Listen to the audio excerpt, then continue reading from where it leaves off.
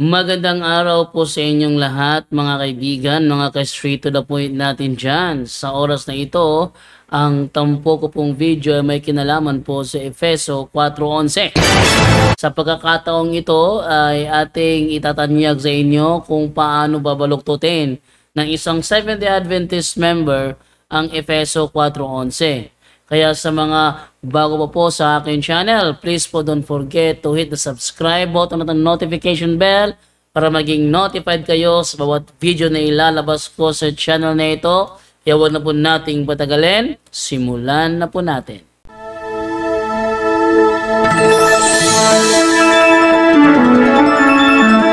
Dialogo sa pagtuo, tulumanon nga magtugkad sa mga doktrina sa nagkalain-laing relihiyon aron mo tumaw ang kamaturan. Dialogo sa pagtuo, gawas nung paghiskot alang sa tadang mosalbot.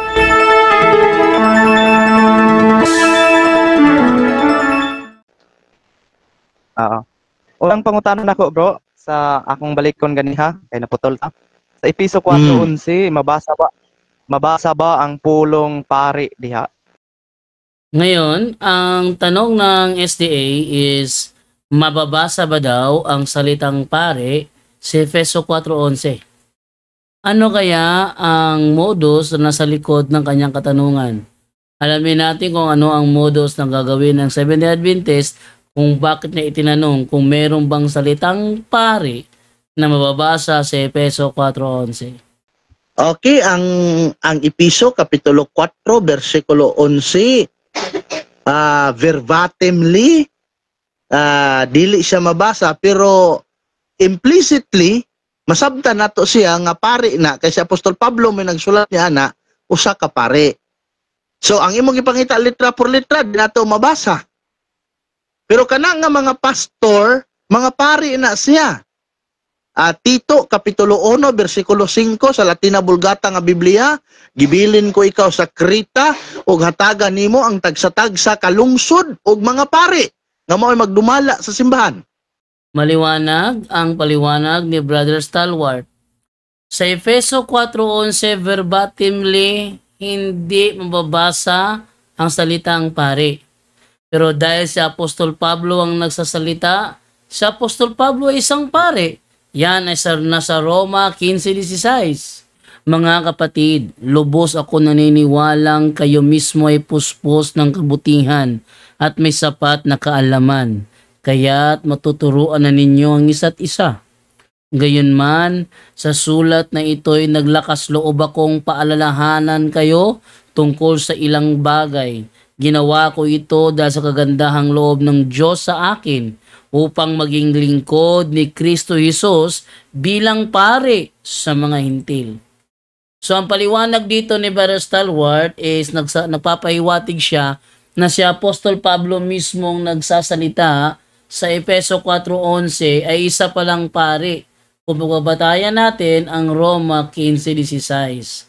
So maliwanag ang sagot ni Brother Stalwart na yung nagsasalita mismo, pare.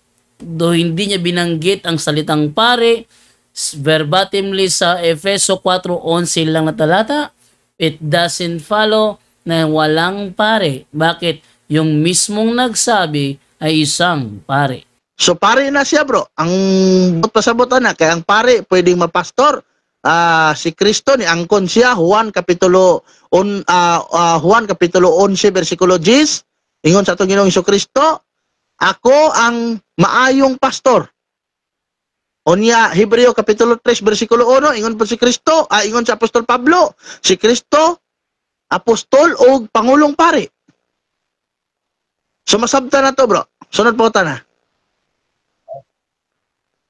So klaro kaayo di ay nga dili mabasa ang pulong pare sa Efeso 4 bersikulo 11 pero matod di mo masabtan. Kay sunod nga pangutana. Kana Sige. bang pare? Kanang pare mao man ka na ang pastor karon. So uyon di ay ka nga ang pare pwede siya tawag og pastor. Okay, ang tanong niya is, ang follow-up question niya is, dahil sabi mo walang mababasang pare, pero nauunawaan na may pare. Dahil sa Apostol Pablo mismo ay isang pare. Ibig mo bang sabihin na itong mga pare ngayon ay pwedeng tawaging pastor? Pakinggan natin kung paano yan sagutin ni Brother Stalwart. Yes, pero ang pastor bro, dili pwede tawag og pare, sumala sa Vine's Concise Dictionary ni Ascoloyo nga ang pastor di siya pwede matawag pare kay ang trabaho mangod sa pare bro kadtong pag-offer og halad sa altar. Unya, ang mga pare sa simbahang Katoliko ga-offer naghalad sa altar nga mao ang halad nga madugoon nga mao si Kristo. So ang inyong pastor wala naghimo ni ana.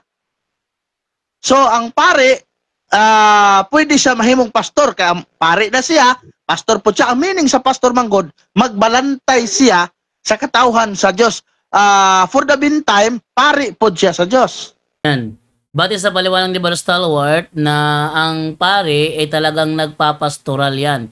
Kaya nga meron tayong mga Biblia, hindi ba? Sa Biblia ng Sambayan ng Pilipino, Pastoral Edition, di ba? Kasi nagpapastoral talaga yung yung mga pare natin. Pero yung mga pastor hindi pwedeng tawaging pare.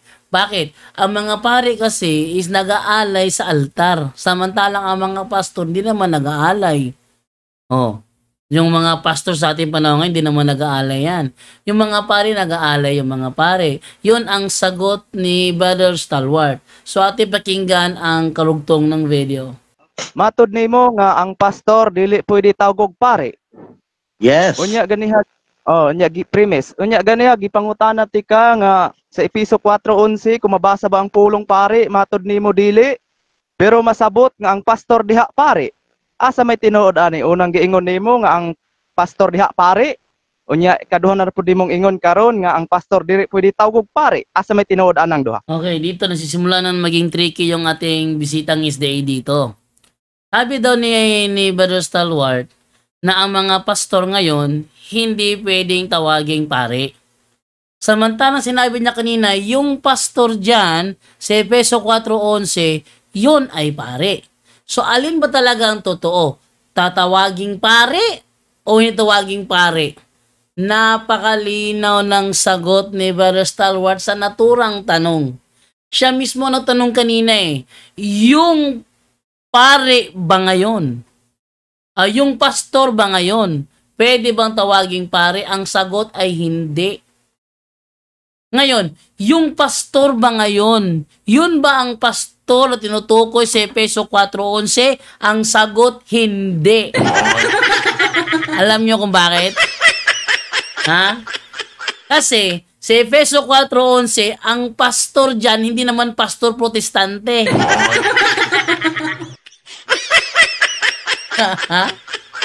Yan ay pastor na pare. Samantalang ang pastor ngayon, pastor protestante.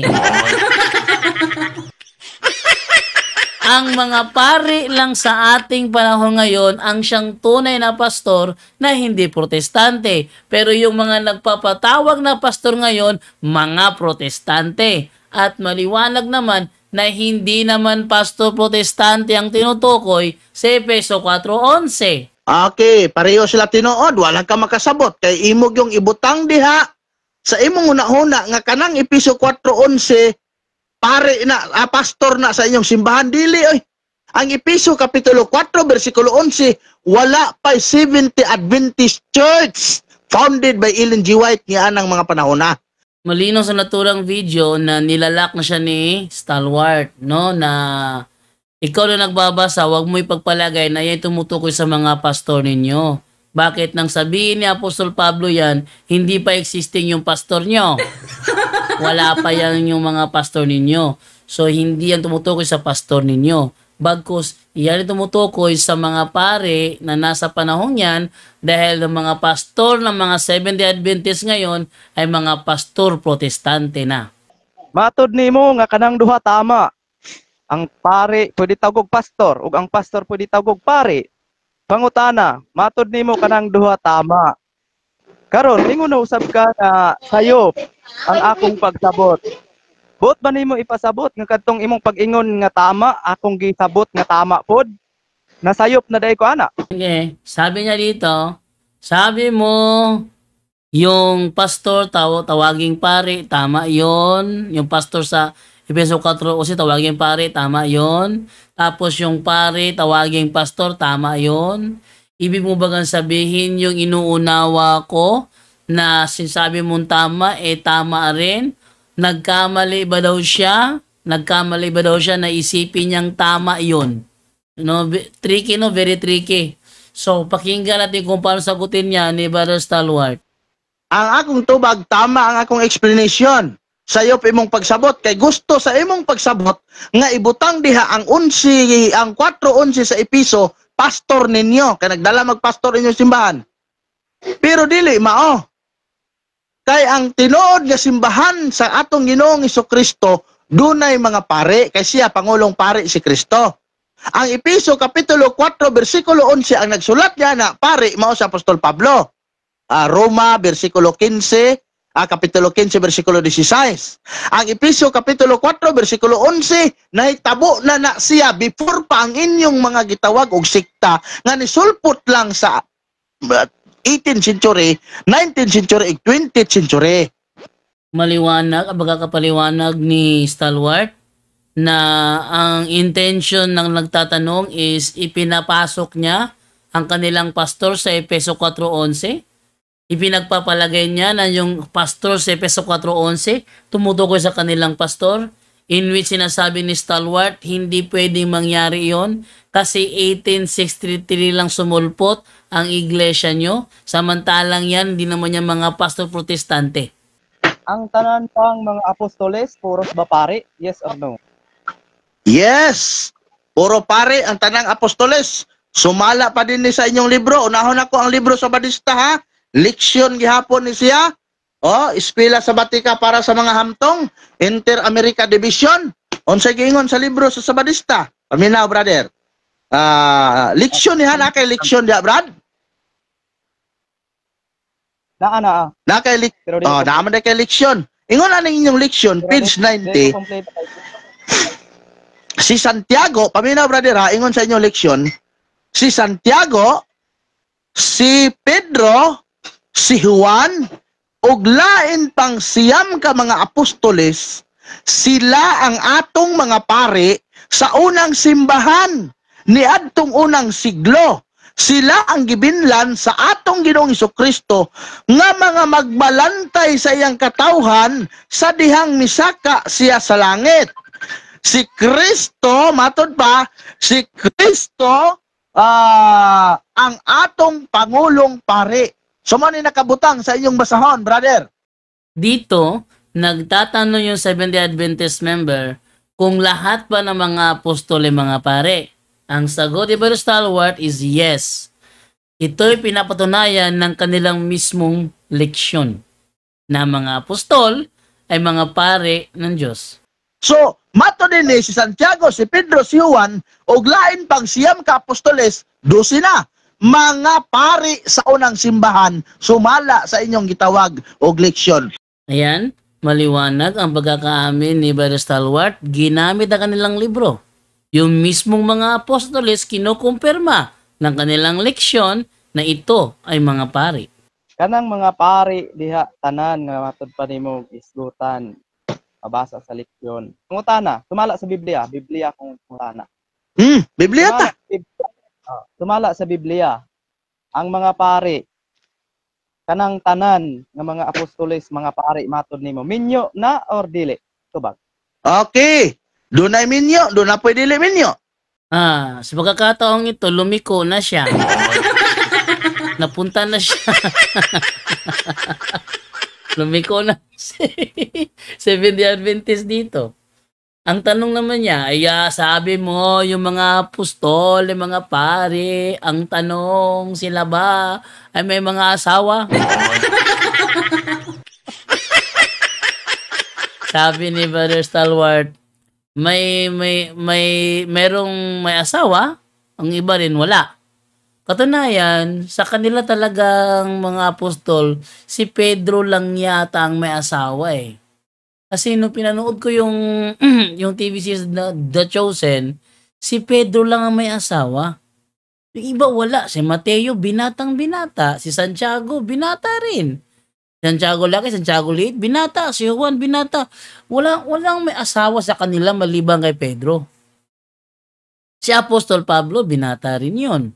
Si Kristo, isa sa mga apostol, no? Binata rin yun. Huwag niyo sabihin hindi siya apostol. Apostol si Kristo, kala niyo.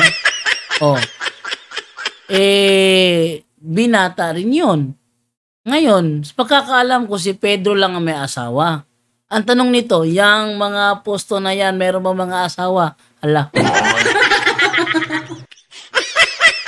Okay, ang sagot ni Brother Stalwart, merong may asawa, meron ding wala. Sa inyong mga pari karon sa RCC, mao yang pangutana. Doon na bay minyo diha? Doon na bay minyo? Okay. Okay. From 1st century to 4th century, gikan ka Apostol Pedro ngadto sa sumusunod niya nga mga Santo Papa, ang mga pari sa Katoliko, minyo. Pag-abot sa 5th to 6th century, until today, ang mga pari namo doon na gitawag og vow of celibacy. Unsa na siya? Dili siya doktrina, kundi disiplina sa mga pari sa simbahan nga dili magminyo aron nga makapangalagad og focus sa simbahan sa Ginoo. Dito, likoy na. Okay, ang tanong naman niya dito, yung mga pare niya ba may mga asawa? Ang sagot ni Brother Stalwart, from the 1st century up to 4th century, ang mga pare namin may asawa. Reklamo ka pa.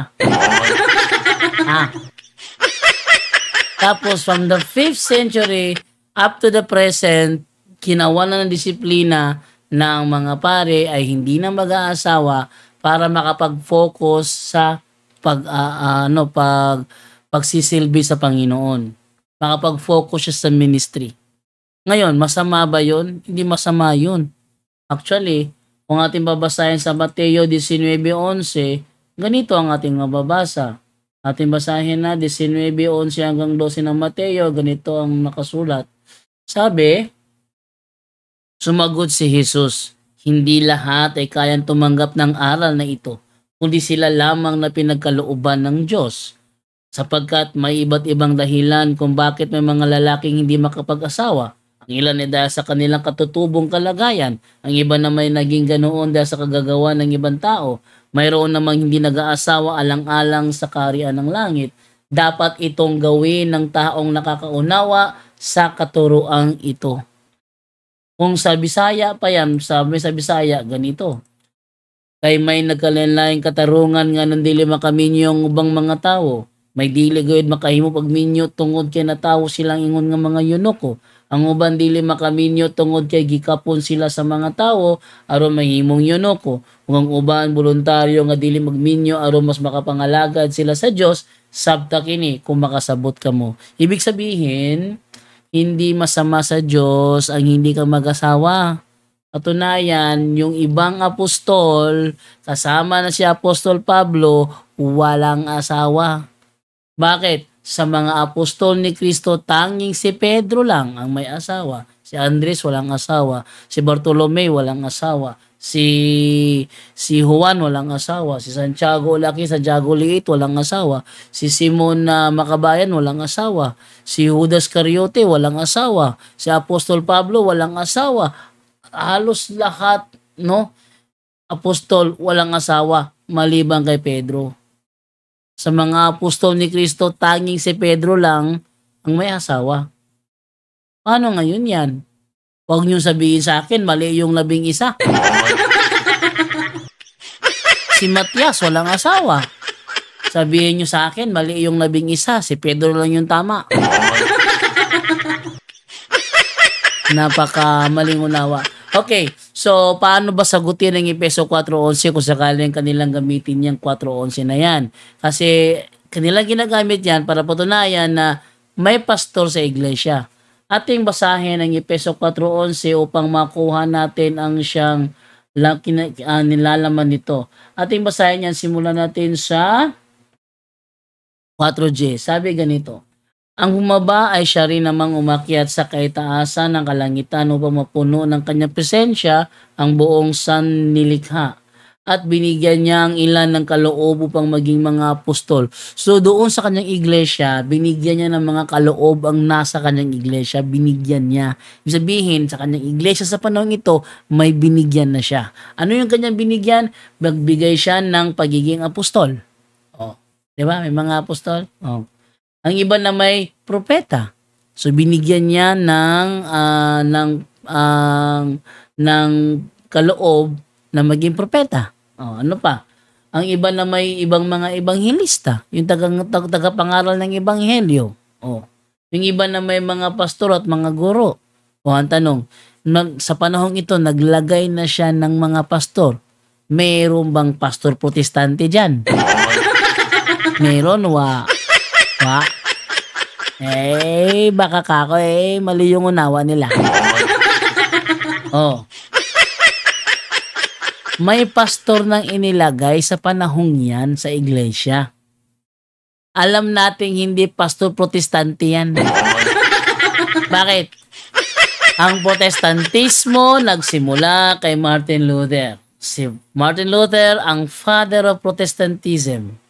Ang mga pastor sa ating panahon ngayon ay mga pastor protestante. Oh. Ang mga pare natin ay pastor pero hindi pastor ang tawag sa kanila, kundi father. Ang tinatawag ngayong pastor, pastor protestante. Hindi yan ng pastor na nasa Epeso. So naway naunawaan po ninyo ang tampok kong video na yon. Sa loob lamang ng ilang minuto ay naunawaan na natin kung paano sagutin ang Epeso 4:11. Kaya sa mga bago po sa akin channel, please po don't forget to hit the subscribe button at the notification bell para maging notified kayo sa bawat video na ilalabas ko sa channel na ito. Huwag na po nating patagalin. Magbabay na po tayo at abangan nyo po ang labas mamayang alas 10 dito lamang sa aking channel. Hindi pa po muna ako magla-live ngayong alas 10 po muna. Papaalala ko lang yan sa inyo kasi kailangan ko munang ihanda yung aking mga upcoming episodes. Sa ngayon, upload na lang po muna tayo. Maraming salamat po sa inyong lahat. Paalam. Inyong nabati ang tulumanon Dialogo sa Pagtuo. Daghang salamat sa inyong pagpaminaw.